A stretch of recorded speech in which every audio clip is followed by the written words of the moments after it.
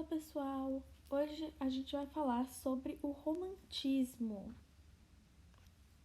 Bom, uma introdução a essa escola literária. O romantismo aconteceu ali entre 1836 e 1880 e o seu marco inicial foi com a obra Suspiros Poéticos e Saudades em 1836 do Gonçalves de Magalhães, mas a gente já chega nessa parte. O contexto histórico é logo após a independência do Brasil, que foi 7 de setembro de 1822, e a independência trouxe uma série de mudanças para o país, tanto sociais quanto econômicas e políticas. E isso também trouxe uma vontade de ter uma autonomia literária maior. Eles queriam se desprender dos padrões europeus e principalmente portugueses. Essa escola foi a primeira após o período de transição, que foi ali de 1808 a 1836, e o período de transição ele começa em 1808 com a vinda da corte para o Brasil. A corte estar aqui trouxe uma série de melhoras estruturais na economia com o comércio aberto e melhorou também a infraestrutura. Então, uma outra série de edifícios culturais foram feitos para o uso das altas classes e da corte mesmo. Então, museu, teatro, biblioteca nacionais trouxeram uma revolução na literatura e na arte brasileira.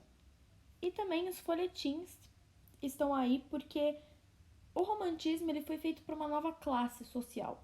Ele foi feito e focado para a burguesia. E então os valores, os ideais, todos dessa classe estão atrelados a essa escola.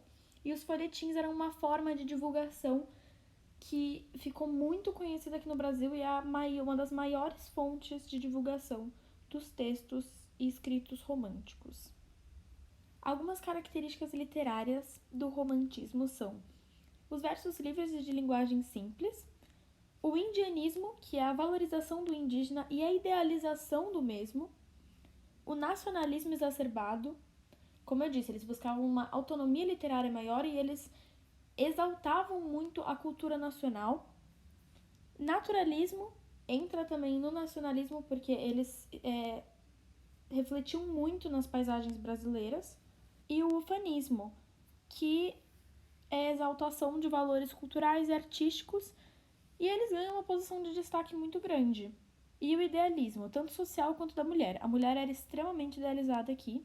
E o sentimentalismo, que tem um destaque emocional muito grande, e eles eram contrários, opostos ao arcadismo, porque usar a racionalidade era algo dos clássicos. O romantismo queria se desprender de padrões que não fossem brasileiros. Então, sentimentalismo a milhão.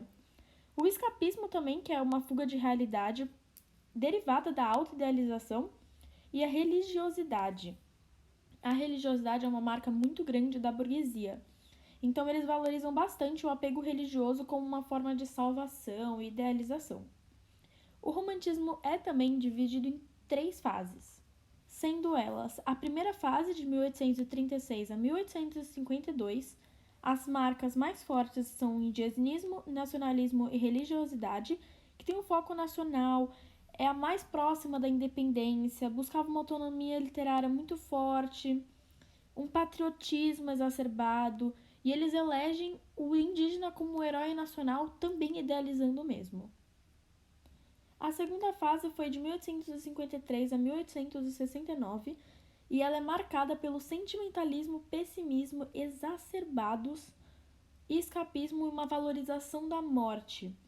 Era algo mais como é melhor eu morrer do que eu viver sem a minha amada, e essa amada era extremamente idealizada como uma mulher perfeita. Se você não tivesse ela, você morria. Tanto que é conhecido como a geração ultra-romântica. E a terceira fase foi de 1870 a 1880, que são temas mais voltados a causas sociais. Então tem a presença abolicionista muito forte aí, e é conhecida como a geração condoreira, por conta da águia dos Andes, que é o condor, que é o símbolo da liberdade, e a liberdade é a maior marca dessa terceira fase.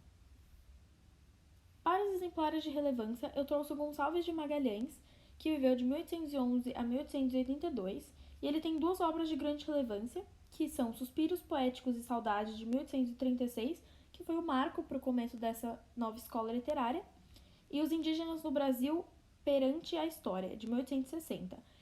Ele se identifica muito na primeira fase do romantismo, justamente pela valorização do indígena, do nacionalismo e da religiosidade também.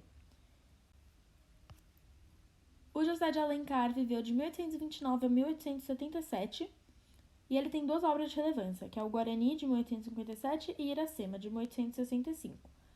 Ele também se identifica mais na primeira fase do romantismo.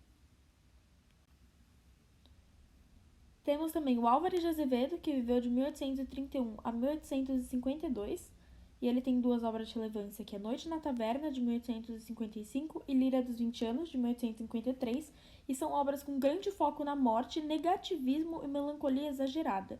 Então ele já está ali mais na segunda fase do romantismo. E o Castro Alves, que viveu de 1847 a 1871. E ele tem uma obra de relevância muito importante, que é de 1869, que chama O Navio Negreiro. E ele ficou conhecido como poeta dos escravos justamente porque ele tinha uma poesia altamente social carregada de temas abolicionistas. E foi isso, pessoal. Espero que vocês tenham gostado. Liga as notificações para não perder os próximos vídeos. Qualquer dúvida ou sugestão, só deixar nos comentários. E é isso. Até a próxima!